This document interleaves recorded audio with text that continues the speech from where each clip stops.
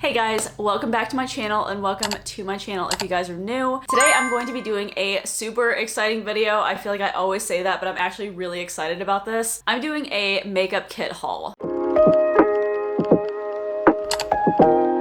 Alright, since this one's sitting out in front of me, I think I'm gonna do the Makeup by Mario stuff first. Now, I have never, ever in the history of my life tried Makeup by Mario either on myself or on clients. When you do invest money inside of your makeup kit, you are going to be wasting a lot of money and a lot of stuff is going to be trial and error. What works for one makeup artist does not work for another artist. Everybody is different in the way that they work and the different type of artistry skills that they have, but I would do your due diligence and do research in advance before you just start buying all these products and then have to waste a whole bunch of money. You also can get a professional makeup artist discount on the Makeup by Mario. You have to go to the website directly. You'll have to submit credentials. It lists it all on the website. Getting pro artist discounts on as many brands as you possibly can is a really great way in saving money for yourself. So the most exciting things that I found on Makeup by Mario's website that I have not actually heard a lot of people talk about, and this is one thing that I don't know if I'm gonna like or not, but I went ahead and just bought them. I believe that I do have all three of the colors they come in. These are the Master Eye Prep and Set Eye Primer kits. Now it looks like this, and then once you open it up, that is what it looks like. So it has the two eyeshadow priming colors, and then this is a powder below it. So this one is the light one.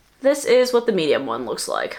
This is the deep. Maybe they could have gone a little bit darker with this, so maybe in the future he'll come out with a deep one if they are pretty successful. Let me go ahead and hold up all of these. Okay, so this is what all of them look like. I just really like the concept of these. I like them being in palettes. I want to test these out though. I probably will do a couple of model calls to test them out on non-paying clients. If you guys don't know what a model call is, it's basically where you get a whole bunch of people. They don't have to be professional models, by the way. You just kind of gather like family, friends, and then you basically do practice runs on them. If you're a beginner makeup artist, it's really essential to do these sort of things because you have to have hands-on experience when you first begin. But for me, I use model calls to practice new techniques or try out new products. I just don't want to test out new products if I don't know how it's going to go on people that are actually paying for my services. Next, I picked up the Master Hold Brow Gel. I've used the Anastasia Brow Freeze in the past, and I also now have the e.l.f. Brow Setter. It's basically the dupe for the Anastasia one, whatever it's called. But I wanted to kind of maybe go back to actual brow gels, and I've heard really great things about this brow gel. Apparently this is a hidden gem in the line. It has a very interesting applicator. As you can see, it has this short side right here, which is like a normal spoolie, but then it also has this long side right here, so you can actually comb out longer brow hairs or kind of shape them into place. Now, being a makeup artist, obviously you cannot double dip from this, so you will not be able to use the actual applicator, but I did want to show the applicator and mention it for those who just are maybe interested in finding a brow gel for themselves. Then I also ended up getting a 1,000,001 lip liner from them. I am getting to the point where all of my lip liners inside of my kit are pretty much nearing their expiry dates. If you guys want to know the shelf life of cosmetics, you can honestly Google it and there's a whole entire chart that comes up usually. I just like to keep track of expiry dates. I do so on an Excel document. I keep track of when I purchase things and then also when they expire depending on the timeline. And you should do that realistically as a makeup artist. Also with these, I just wanted to let you know that each one of them comes with their own sharpener. It's like this. I like the fact that they do come with sharpeners, but at the same time though, if you're like me and buy a whole bunch of lip liners at one time, you're gonna have all these little sharpeners sitting around. So I don't know. I mean, maybe I'll just like keep them with me in my makeup kit or maybe use them as like disposables in case I'm in a bind. This is what the pencils look like. Now, the thing that I really like about these is that they do have the pencil on one side, which is actually a pencil that you sharpen that has like wood on it. And then it has a brush tip on the other side. So if you were ever doing a singular makeup application where you're not going through like a bridal party and doing like a ton of people at once, you could actually use this brush on the other end. I would probably not try to use spot cleaners on it because I don't feel like spot cleaners really get things 100% clean, especially with creams. I do think it's really handy for individual people too that are using this just as an average consumer and not a makeup artist because it makes lip application a lot more easy. I know that in the past I've said that I've really liked gel lip liners, but in looking at it from a sanitary standpoint, gels are pretty much like creams and they harbor bacteria. So as much as I do love these Charlotte Tilbury lip liners, pencils realistically are the only thing that can actually be sanitized with alcohol. The other alternative is to use a liquid lipstick. I've seen other artists do this before. They use a liquid lipstick to trace the outline, or you can fill in people's lips all the way and then you put the lipstick on top of it. But I think overall though, this is going to be a more hygienic way of a lip pencil as opposed to the gel ones. So I'm gonna switch all of mine out and use these. Also, I want you guys to keep in mind that when I am swatching these on my skin, in MAC colors, I'm probably about like an NC35 and I have a more olive undertone to me. Things naturally pull a little bit more pink on my skin tone, just to let you know. So this is the color Johnny right here. Then we have Travis. Then we have Dark Chocolate. This is the shade Hue. And then we have Rich Mauve. Yep, and now I'm gonna have like all these little sharpeners. Oh, I forgot I also went to Camera Ready Cosmetics too. Well, not went, but bought off of Camera Ready Cosmetics. That's another professional makeup artist website, just to let you guys know, and they do offer a discount as well. So I have 3 different things from Camera Ready Cosmetics. Number 1, I had to stock up on my black gel liner. I used the Inglot AMC gel liner. This is in the shade 77, which is the blackest black shade. I personally love the Inglot liners. I know that people have gripes about it, but to me, I've never had an issue with it transferring or it not being waterproof. As long as you give it a couple of seconds, it dries almost instantly. I'm like literally running out of the one that I have. I needed it ASAP. Then I also ended up getting this. It's the Glamcore Universal Foam Clip. Now I have the Glamcore lighting system, which I'm not gonna lie is like the most expensive lighting system, but it's been a godsend. Like I love that thing. You can actually adjust the color temperature of it, which is really essential depending on which lighting situation that you're in. And it comes with a remote, so you can turn it off and on, and also has memory settings. I got the multimedia version. It has a stick that comes out of the middle of the 2 opposable arms that it has on it, and there is a foam clip on there, but you can change out the clip to fit a camera as well, and that will prevent me from having to drag my camera stand in addition to my actual lighting system with me every single time. So that's pretty much what this is. This is also way too expensive for this freaking clip too.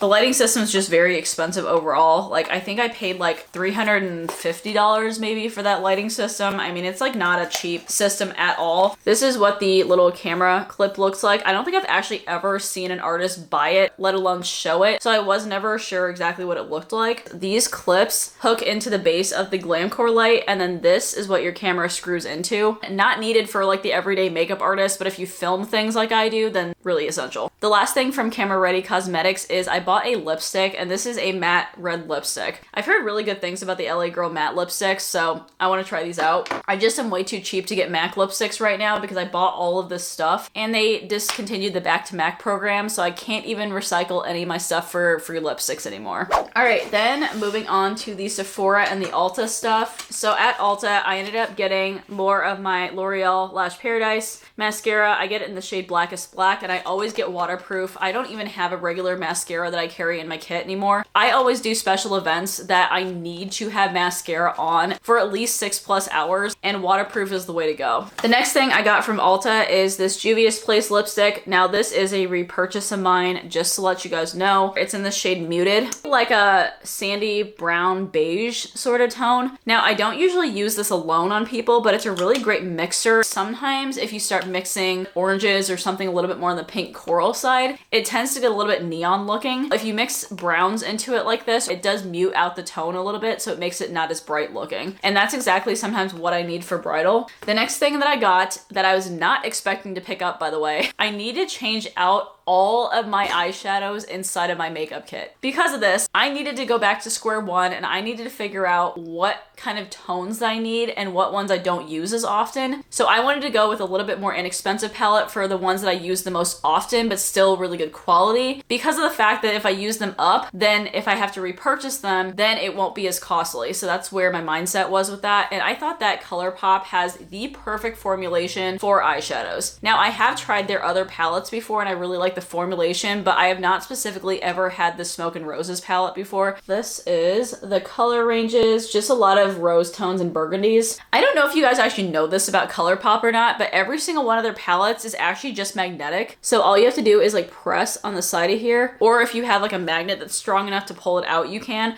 but all of these are just magnets. Then the other thing that I got at Ulta is the Neutrogena makeup remover wipes. I use these in my touch-up kits. Then the next thing I have is something new that I wanted to try try out. This is the La Roche-Posay Double Repair Matte Moisturizer for oily and combination skin. I really wanted a moisturizer to put on people with oily skin because you do still need to moisturize oily skin sometimes. Then I think we're on to the stuff from Sephora, and I am so excited about this. This is the other eyeshadow palette that I got. This is the Natasha Denona Glam palette. This is my cool toned eyeshadow palette. And guys, the colors in here are so beautiful. And I have never in my whole entire life tried a Natasha Denona eyeshadow palette. So your girl got this palette. These are all the colors. So you have some of your pinky tones up there, and then you also have neutral browns, tans, and then some golds at the bottom here. I think it's such a beautiful color combination. I also like the fact that Natasha Denona got really smart about it and knew that some people wanted to depot the eyeshadows. So they have all these holes in the back so you can just stick something through it and then the eyeshadows just pop right out. I also ended up restocking on a couple of lipsticks that I needed from Sephora. I get the Sephora collection Lip Stories lipstick library, and they had a 30% off discount running on the Sephora collection during the Sephora sale, so that's why I picked these up. I think these are only like $9 a piece though, which is like very affordable. These are the same shades, by the way. I just run through them really quickly. This is the shade 7, which is Love Love. This is really similar to the tone of that Chic lipstick from Juvia's Place, but these are a little bit more of that like pinky kind of gray undertone. And I will use this alone sometimes if somebody wants a very nude color, but usually I use this as a mixer for other lipsticks. And then I also ended up getting a refill of the Rare Beauty Soft Pinch Liquid Blush. This is in the color Love, which is a terracotta sort of color for people that are super like tanned, I guess, like on my skin tone or tanner. This looks beautiful. Like, it's so pretty on its own. Then I also ended up getting this One Size setting spray. It comes out of an aerosol can. It's the mattifying waterproof setting spray. I want to have something for more of my oily skin gals. I feel like if they're made for more oily skin, they're going to definitely keep oils at bay for a little bit longer than a normal setting spray. Apparently it's very waterproof and makes your makeup last like all day. So I'm going to try it. Then the last things that I actually ended up getting are all of the Tower 28 cream bronzers. And these are all the colors that they carry. So I have the shades Broad, Getty, Hammer, and Simon. Broad is for like fair to light skin tones, I want to say. Just looks like this. Then I also have the shade Getty, which is more for the light to medium. I have the shade Hammer, which is definitely going on the tan to dark sort of skin tones. And then lastly, I have the shade Simon, which is the deepest. And I love how freaking deep this goes. Like, it is so dark. That is my massive haul for my makeup kit. Leave any product recommendations that you guys have down below, or if you guys have any personal experiences with the products that I picked up, let me know as well. But anyways, I hope you guys did enjoy this haul. If you guys did, definitely go ahead and give me a big thumbs up, as well as also subscribing down to my channel. As always, I hope you guys are having an absolutely fantastic day, and I will talk to you guys in my next video. All right, bye.